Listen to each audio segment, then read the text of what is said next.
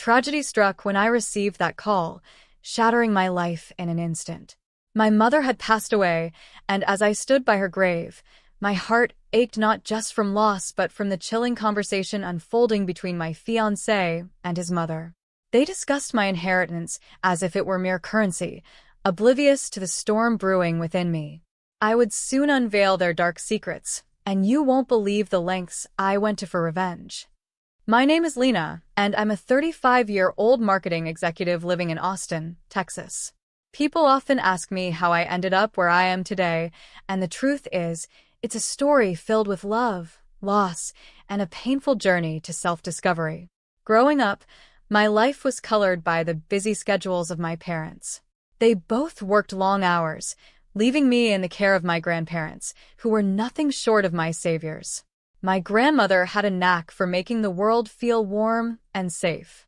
She would always have my favorite cookies waiting when I returned from school, and her hugs felt like home. My grandfather, on the other hand, was more reserved. He had a stern demeanor but was always there waiting for me when I came home, silently supporting me in his own way. As I grew older, I began to understand the sacrifices my parents made for our family. They were working tirelessly to provide for us, but in doing so, they missed out on so many precious moments. While my friends shared stories about family dinners and weekend outings, I often felt a pang of loneliness. Yet, the love for my grandparents filled that void, and for that, I am eternally grateful.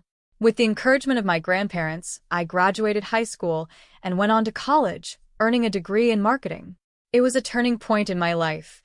I found my passion and quickly began to carve out a career in the bustling corporate world. Despite my initial dream of becoming a homemaker, my job filled me with a sense of purpose I didn't know I was missing. I loved the challenges of my work and the creative freedom it afforded me. It was during this time that I met Marcus. He was 40 and a freelance graphic designer with a charming smile that instantly caught my attention. We met at a local coffee shop, where I often worked on marketing projects. One day, he bumped into me as he was carrying a large stack of papers, sending them flying everywhere. I couldn't help but laugh as he scrambled to pick them up. "Sorry about that. I should have watched where I was going," he said, his cheeks turning a light shade of red. "It's okay. It happens to the best of us," I replied, helping him gather his scattered papers. That moment sparked something between us, and soon we were deep in conversation, discovering our mutual interests. As we spent more time together, our bond grew stronger. Marcus was attentive and caring, and he often made me feel like I was the most important person in the world. We quickly fell in love, and after a year of dating, he proposed. I was over the moon. It felt like my dreams were finally coming true.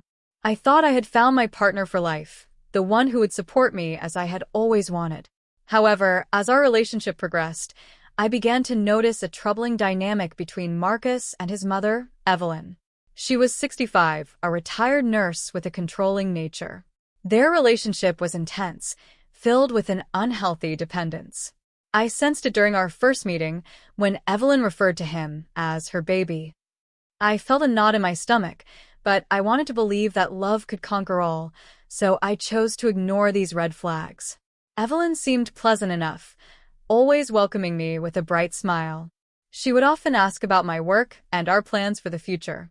Yet, beneath her surface charm, I could feel a possessiveness that made me uneasy. As we prepared for our wedding, I tried to keep the peace, hoping that Marcus would eventually set healthy boundaries with his mother. Then, tragedy struck. My mother passed away unexpectedly due to a heart condition. The shock was overwhelming. I remember the day clearly. I had just finished a meeting at work when I received the call. I felt as if the ground had been ripped from beneath my feet. My mother, who had always been a source of strength, was suddenly gone. I barely had time to process it before I was thrown into funeral arrangements.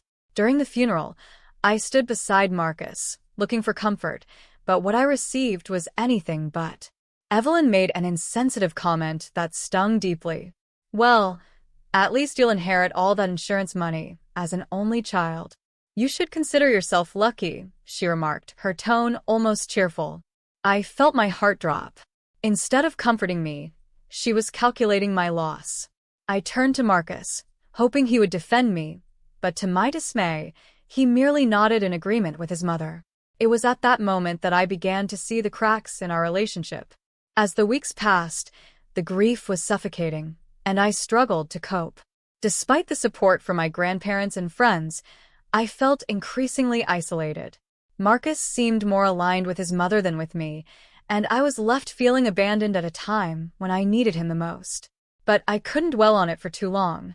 I returned to work, trying to focus on my responsibilities, but thoughts of my mother and the loss loomed heavy in my heart. I also couldn't shake the feeling that something was terribly wrong in my relationship. I began to dig deeper into Marcus's and Evelyn's behavior, trying to make sense of the uncomfortable feelings I had been suppressing. Then, I stumbled upon a disturbing truth that shattered my world. One evening, while cleaning up after a small dinner party, I accidentally found a hidden recording device in Marcus's office. Curiosity piqued. I pressed play, and my heart raced as I heard Evelyn's voice. She was discussing plans that were chilling.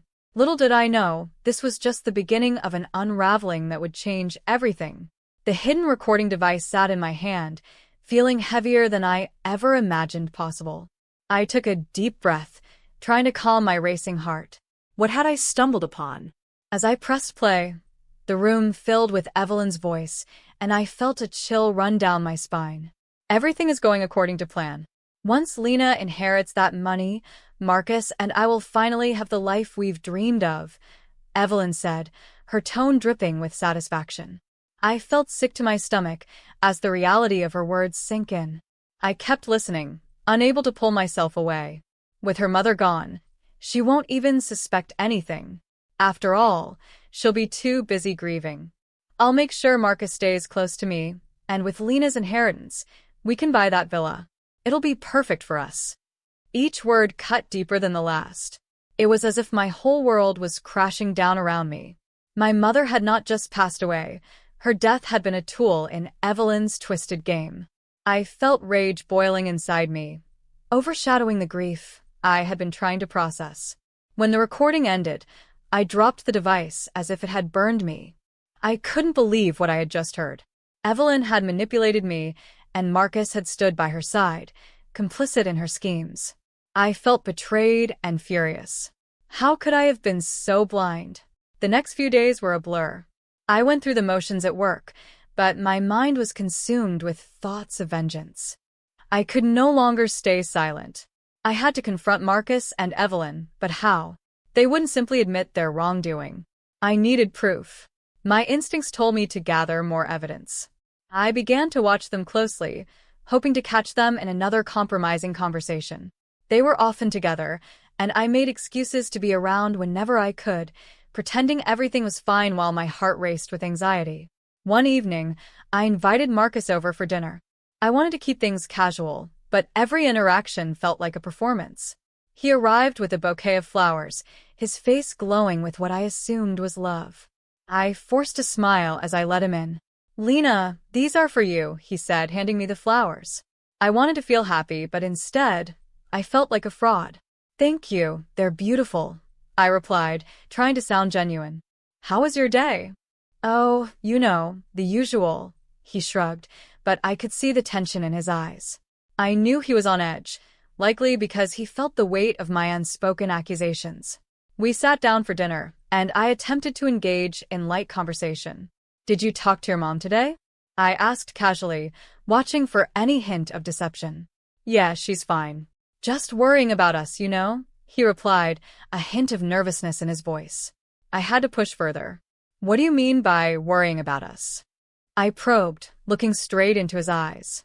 "I can't help but feel there's more going on than you're telling me." He hesitated, fidgeting with his fork. "Lena, it's just my mom cares a lot, that's all." His evasiveness only fueled my determination.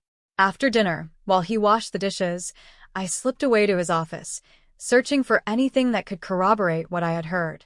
As I rifled through drawers, my heart raced. Then, I found it, a folder labeled Plans. My hands trembled as I opened it. Inside were documents related to the villa purchase, with calculations that made my stomach drop. Evelyn had included projected expenses, and at the bottom, a line that chilled me. Lena's inheritance, $450,000. My breath caught in my throat. They were planning to use my mother's death to finance their dream home. Just then, I heard the door creak open. "Lena, what are you doing?" Marcus's voice broke through my thoughts. I quickly closed the folder and turned to face him. "I was just looking for a book," I lied, hoping he wouldn't notice the fear in my eyes. But he could see right through me. "Lena, you shouldn't be going through my things." "It's not right," he said, his voice tinged with irritation. I felt a surge of defiance. "Not right? You think it's not right that I'm trying to understand what's happening in my own life? You and your mother are planning to use my inheritance to build your future, while I'm left here picking up the pieces." "Stop. You're being irrational," he snapped back, his temper flaring. "You're grieving.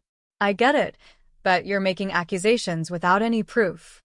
I took a deep breath, my mind racing. "I have proof, Marcus. I heard your mother.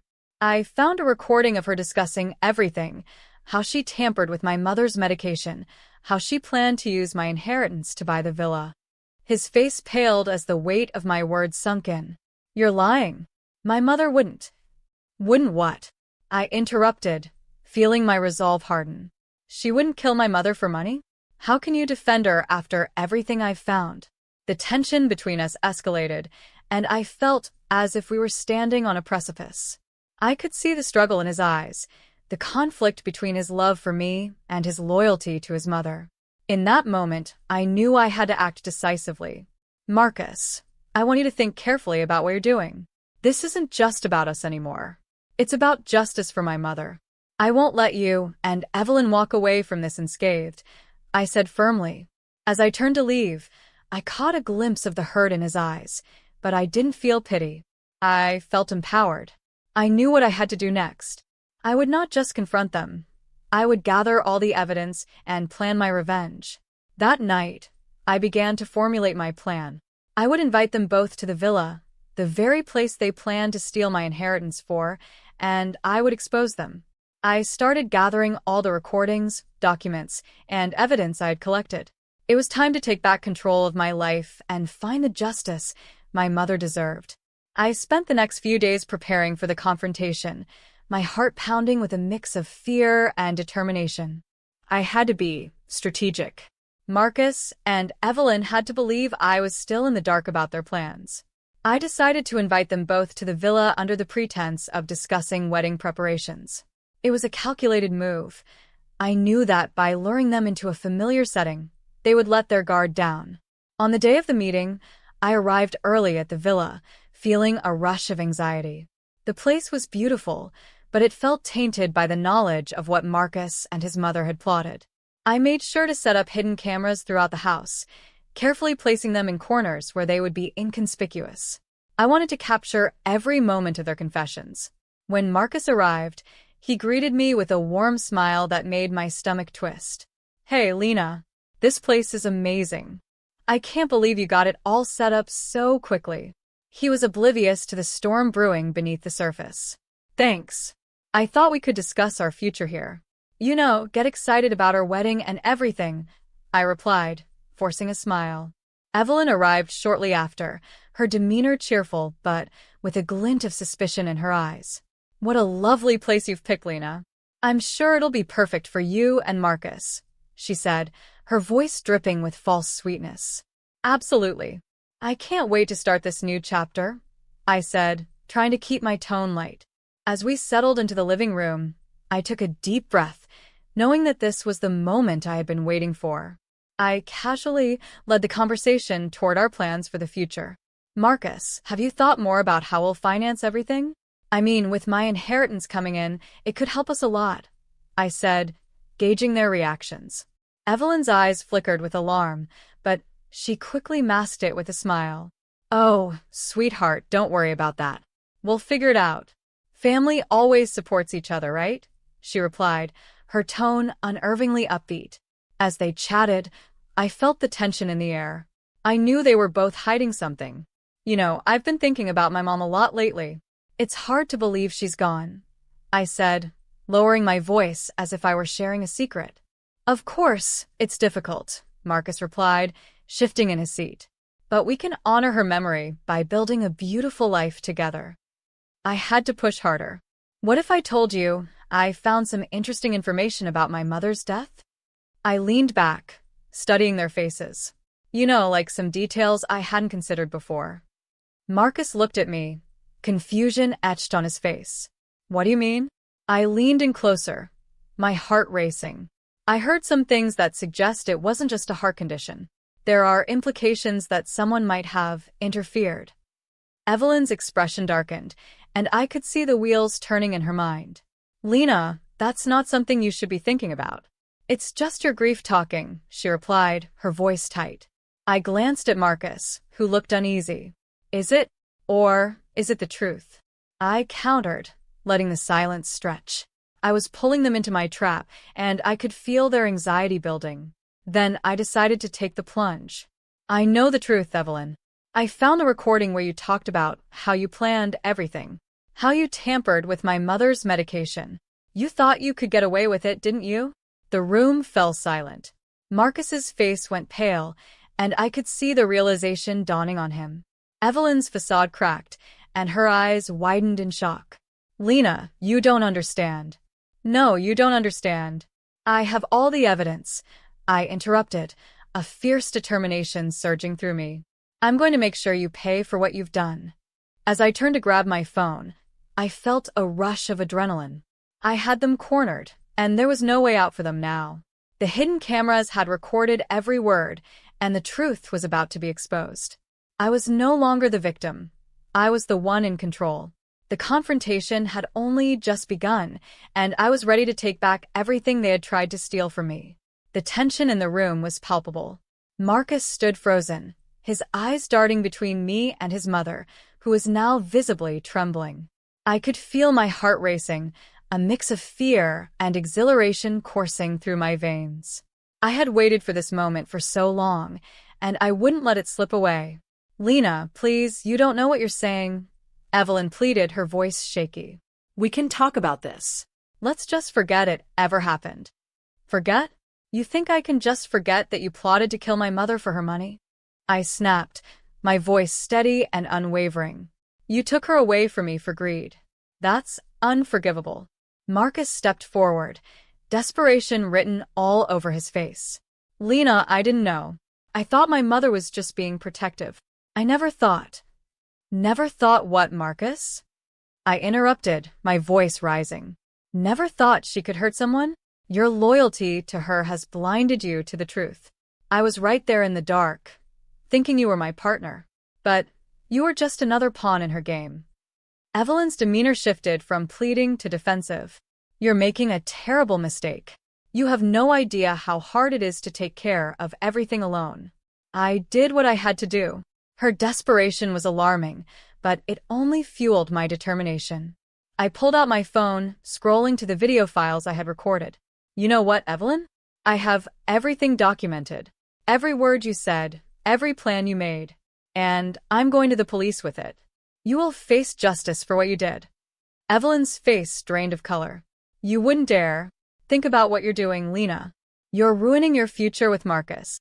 My eyes met Marcus's, and I saw the conflict within him. My future? My future was stolen the moment your mother decided to take my mom's life for money. This is about justice, Marcus. It's about making sure no one else has to suffer like I have. With newfound resolve, I pressed record on my phone, turning the camera toward them. I want both of you to explain what you did. The world deserves to know the truth. As I began to capture their responses, I felt a weight lift off my shoulders. Evelyn sputtered incoherently, trying to deflect blame, while Marcus looked at me, realization dawning on him. Lena, I'm sorry. I can't believe I didn't see it before. I know this is hard to hear, I replied softly, but you need to understand the magnitude of what your mother has done. You have to take responsibility. Evelyn, cornered and panicked, suddenly lunged for my phone, but I sidestepped her grasp. You think you can silence me? I'm done being afraid of you. With the evidence securely recorded, I called the police, my hands shaking but my resolve unbroken. I reported everything, ensuring they had access to the recordings. When the officers arrived, I felt a rush of liberation. The truth was finally coming to light. Evelyn and Marcus were arrested that day, their world unraveling as they faced the consequences of their actions. As I watched them being led away, a sense of closure washed over me. The years of manipulation, fear, and grief were finally behind me. In the weeks that followed, I began to rebuild my life. I poured myself into my work, finding new strength in my career. With the insurance money from my mother's policies, I invested in my future, dedicating myself to causes that would help those affected by domestic abuse and manipulation. The journey to self-discovery had been painful, but it had also been transformative. I learned that I was stronger than I had ever realized. I had faced betrayal head-on and emerged not just unbroken, but empowered. I no longer looked at the villa as a symbol of loss. Instead, it became a place of healing and growth. As I stood in the living room, looking out at the sunset, I felt a sense of peace envelop me. My mother's memory would live on, not through anger or revenge, but through the love and strength she had instilled in me. In the end, I was no longer just Lena, the girl who had lost everything. I was Lena, a survivor, ready to embrace a future defined by my own choices. I had found my voice, and I was ready to live life on my own terms, free from the chains of betrayal and fear.